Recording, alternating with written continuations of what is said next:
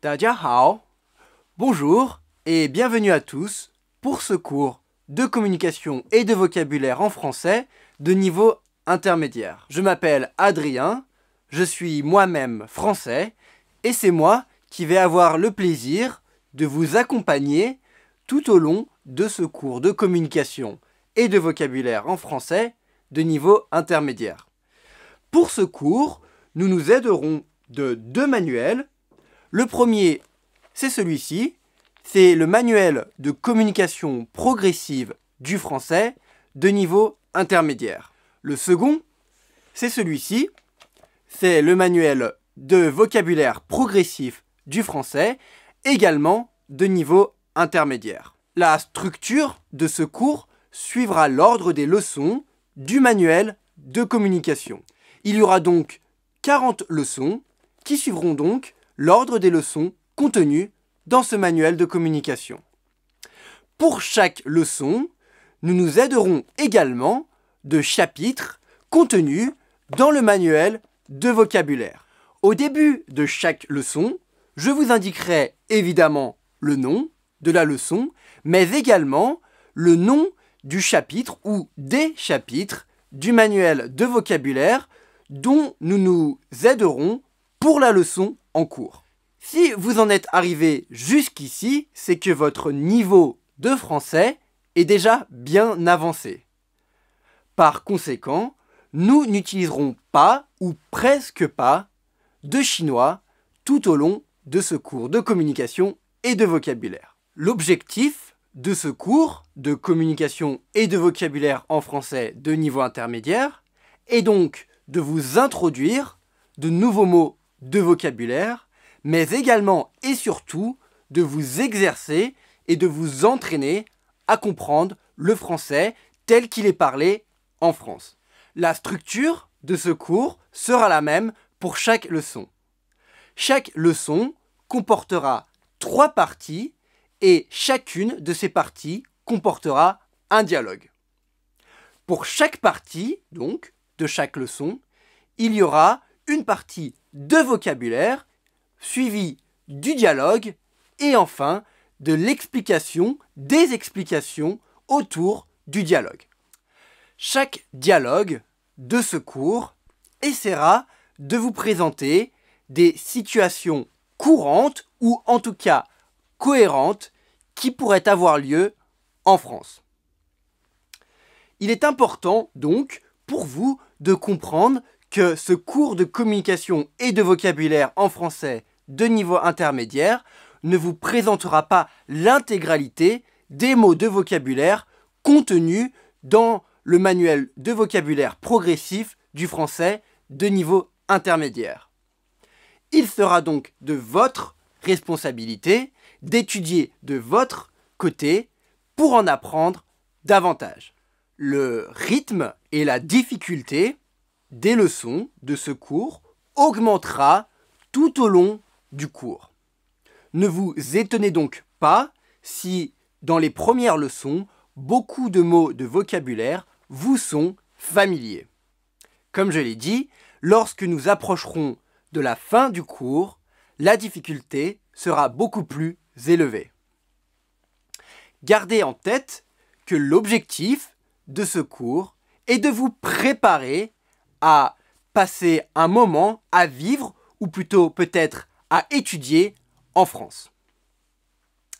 J'espère que vous êtes prêts et je vous souhaite bon courage pour ce cours de communication et de vocabulaire en français de niveau intermédiaire.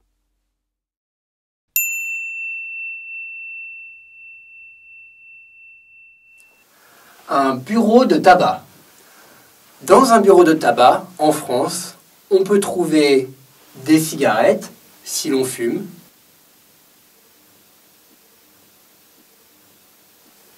mais dans un bureau de tabac, on peut également trouver des timbres, ou encore des magazines, et toutes sortes d'autres produits.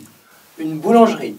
Dans une boulangerie, on peut trouver évidemment du pain, comme des baguettes, mais aussi on peut trouver toutes sortes de pâtisseries, comme des pains au chocolat, des croissants, des tartes, comme une tarte aux pommes, ou encore des éclairs au chocolat. Attention, pâtisserie est le nom que l'on utilise pour les gâteaux, mais pâtisserie peut également être le nom que l'on donne au magasin. D'ailleurs, en France, la plupart des boulangeries s'appellent des boulangeries-pâtisseries.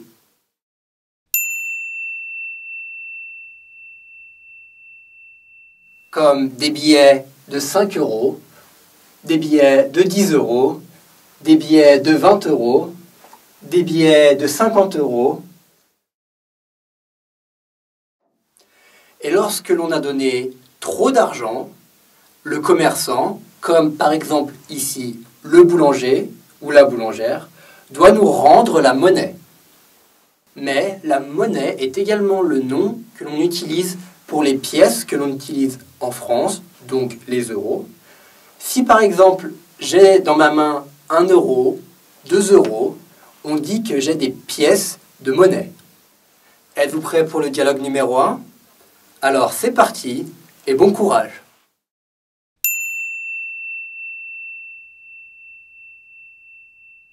Salut Louise, comment ça va ? Ça va, et toi ? Ça va, merci. D'où viens-tu ? J'étais au bureau de tabac. Oh, tu fumes maintenant ? Non, j'ai arrêté les cigarettes. Je suis simplement allé acheter un magazine et des timbres. Et toi, tu vas où ? Je vais à la boulangerie, acheter du pain et des pâtisseries. Ah, ok. Désolée, je dois y aller. J'ai beaucoup de travail. À plus tard. Ça marche. Bon courage. À plus.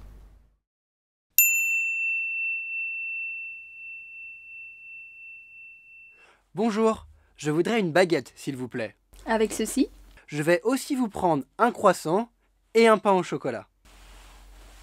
Voilà. Cette tarte aux pommes a l'air appétissante. Je vais la prendre également. Ce sera tout ? Rajoutez un éclair au chocolat et ce sera tout, merci. Je vous dois combien ? Ça fera 20 euros, s'il vous plaît. Je suis désolé, je n'ai qu'un billet de 100 euros. Ce n'est pas grave. N'oubliez pas votre monnaie.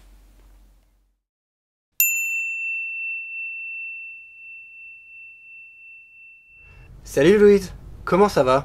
Ça va, et toi ? Ça va, merci. Ici, Adrien et Louise utilisent le verbe aller pour prendre des nouvelles l'un de l'autre.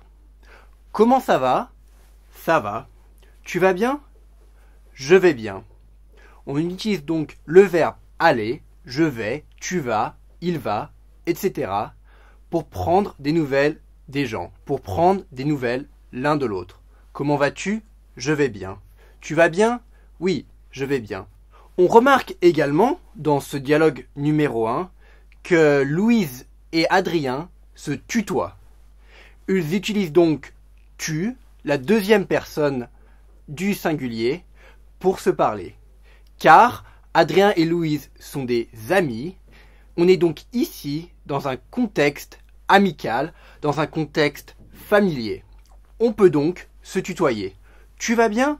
Je vais bien, merci. Dans un contexte plus formel, il faudrait au contraire utiliser le vouvoiement. Vous allez bien ? Je vais bien, merci. Et vous ? Etc. On utiliserait donc vous, la deuxième personne du pluriel, pour se parler. Adrien et Louise se font la bise car ils sont amis.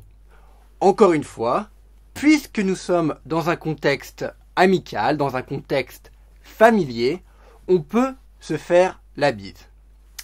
Deux femmes, dans ce cas, dans un contexte familier, dans un contexte amical, se feront la bise.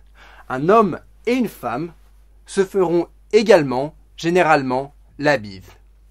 Deux hommes pourront même parfois, dans certains cas, également se faire la bise. C'est notamment vrai dans la famille. Par exemple, un père et son fils pourront ou généralement se feront la bise pour se dire bonjour ou pour se dire au revoir. En France, il est donc très traditionnel entre amis ou entre membres d'une même famille de se faire la bise. De plus, il faut savoir que le nombre de bises que l'on se fait lorsque l'on se dit bonjour ou au revoir est différent d'une région à une autre de la France. Le plus souvent, on se fait 2 bises pour se dire bonjour ou au revoir, mais il peut arriver dans certaines régions de la France que l'on se fasse uniquement une seule bise ou même parfois 3 bises, voire même plus. Par contre, dans un contexte plus formel, comme par exemple dans le contexte professionnel, donc on a dit que l'on se vouvoyait, on disait vous, et dans ce contexte plus formel, dans ce contexte professionnel, généralement, on ne se fera pas la bise. On se serrera la main pour se dire bonjour et pour se dire au revoir. Il peut y avoir quelques exceptions. Par exemple, il est possible que 2 femmes se fassent la bise, même dans un contexte formel. Mais, en général, 2 femmes, dans un contexte formel ou professionnel, donc, auront tendance, le plus souvent, à se serrer la main plutôt qu'à se faire la bise. C'est également vrai pour un homme et une femme, et évidemment également pour 2 hommes. D'où viens-tu ? J'étais au bureau de tabac. Oh, tu fumes maintenant ? Non, j'ai arrêté les cigarettes. Je suis simplement allé acheter un magazine et des timbres. Et toi, tu vas où ? Je vais à la boulangerie, acheter du pain et des pâtisseries. Ici, Louise explique à Adrien qu'elle revient ou qu'elle vient du bureau de tabac. Généralement, comme on l'a vu dans le vocabulaire, on va en France au bureau de tabac pour acheter du tabac, et notamment des cigarettes. C'est pourquoi Adrien est surpris, il dit « Oh, tu fumes maintenant ?» Car il ne pensait pas que Louise fume des cigarettes. Mais Louise lui répond que non, elle ne fume pas de cigarettes, elle dit en fait qu'elle ne fume plus de cigarettes, puisqu'elle explique qu'elle a arrêté les cigarettes. J'ai arrêté les cigarettes. J'ai arrêté les cigarettes a le même sens ici que j'ai arrêté de fumer. Donc Louise aurait pu également dire j'ai arrêté de fumer. Le fait que Louise dise j'ai arrêté signifie que avant Louise fumait des cigarettes. Mais elle dit j'ai arrêté, donc maintenant elle ne fume plus de cigarettes. Ah ok. Désolée, je dois y aller. J'ai beaucoup de travail. À plus tard. Ça marche. Bon courage. À plus. Louise explique ici à Adrien qu'elle est très occupée, elle a beaucoup de travail et que donc elle doit y aller. Elle doit quitter Adrien. Elle lui dit donc on se voit plus tard. Adrien lui répond ça marche. Ça marche. Ça marche est une expression très courante en français, généralement, le plus souvent, dans un contexte familier ou amical. On dira donc très souvent « ça marche » pour dire à quelqu'un « ok, c'est d'accord ». Ça marche à l'origine, ça marche signifie ça fonctionne. Par exemple, si j'ai un ordinateur et que je dis mon ordinateur marche, ça signifie que mon ordinateur fonctionne. Si je dis mon ordinateur est en marche, cela signifie que mon ordinateur est allumé. Il marche, il fonctionne, il est en marche. Donc, en français, lorsque l'on dit ça marche, cela signifie c'est d'accord, on peut faire comme ça marche, ok, c'est d'accord. Ensuite, Adrien répond à Louise « Bon courage » puisque Louise lui avait dit « Je suis très occupé, j'ai beaucoup de travail ». C'est donc difficile pour Louise, elle est très occupée, elle a beaucoup de travail. Donc Adrien lui souhaite, Adrien dit à Louise « Bon courage », c'est-à-dire « Bon courage pour tout ce travail que tu dois faire. Enfin, Adrien, pour dire au revoir à Louise, il dit à plus. À plus, ici, signifie à plus tard. Donc, à plus est en fait l'abréviation de à plus tard. On ne veut pas dire à plus tard car c'est trop long. Donc, en français, on dira très souvent, dans le contexte familier ou amical, encore une fois, on dira très souvent à plus, plutôt que de dire à plus tard. À plus!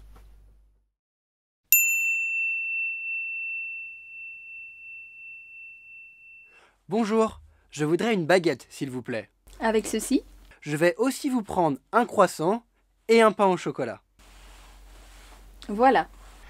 Ici, Adrien est entré dans la boulangerie. Il s'adresse donc maintenant à la boulangère. La boulangère n'est pas vraiment l'amie de Adrien. Donc, nous ne sommes ici plus vraiment dans un contexte familier ou amical.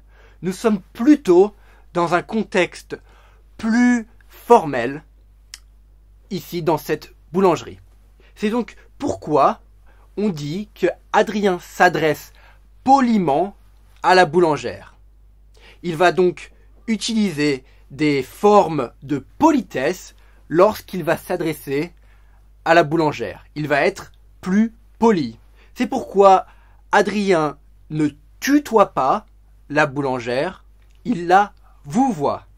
Nous avons vu juste avant que Adrien et Louise se tutoient car ils sont amis. Ils sont donc, quand ils parlent l'un avec l'autre, ils sont dans un contexte familier, dans un contexte amical. Ils sont amis, donc ils peuvent se tutoyer. Ici, au contraire, Adrien va vouvoyer la boulangère. C'est pourquoi il lui dit « s'il vous plaît » et non pas « s'il te plaît ». Il lui dit « s'il vous plaît ». Également, il faut noter que Adrien utilise le conditionnel lorsqu'il demande pour la première fois, lorsqu'il rentre dans la boulangerie, lorsqu'il demande une baguette, il utilise le conditionnel plutôt que le présent, car en français, il est généralement plus poli, plus approprié dans un contexte formel d'utiliser le conditionnel lorsque l'on demande quelque chose à quelqu'un. Donc c'est pourquoi Adrien ici dit à la boulangère « je voudrais une baguette s'il vous plaît » et non pas « je veux une baguette s'il vous plaît » ou « s'il te plaît ». On se rappelle, le conditionnel, c'est donc quand il y a une condition, si quelque chose, alors quelque chose. Par exemple, ici, dans cet exemple, dans la boulangerie, si vous voulez bien me donner une baguette, alors je voudrais une baguette, s'il vous plaît. Ici, Adrien dit à la boulangère, je vais vous prendre un pain au chocolat, un croissant, etc.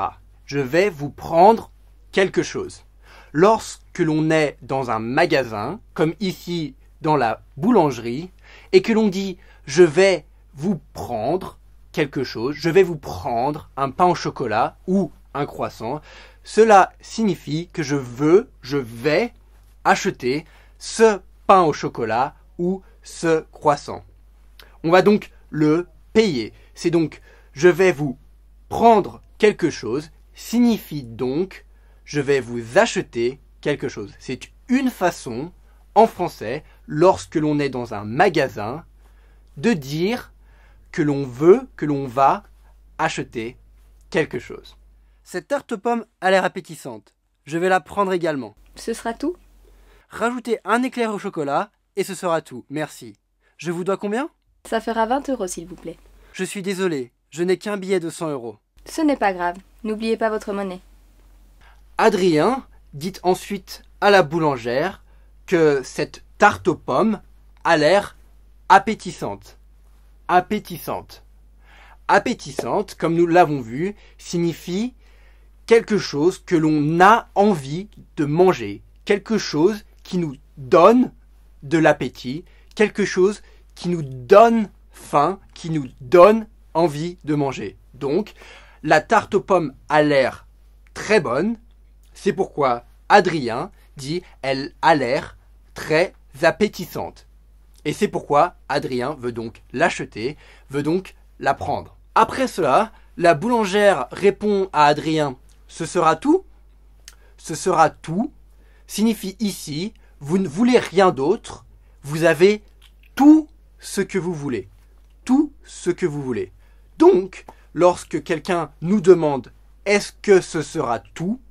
Cela veut dire « Est-ce que vous voulez autre chose ?» ou « Est-ce que vous avez tout ce que vous voulez ?» Tout ce que vous voulez. Ce sera tout.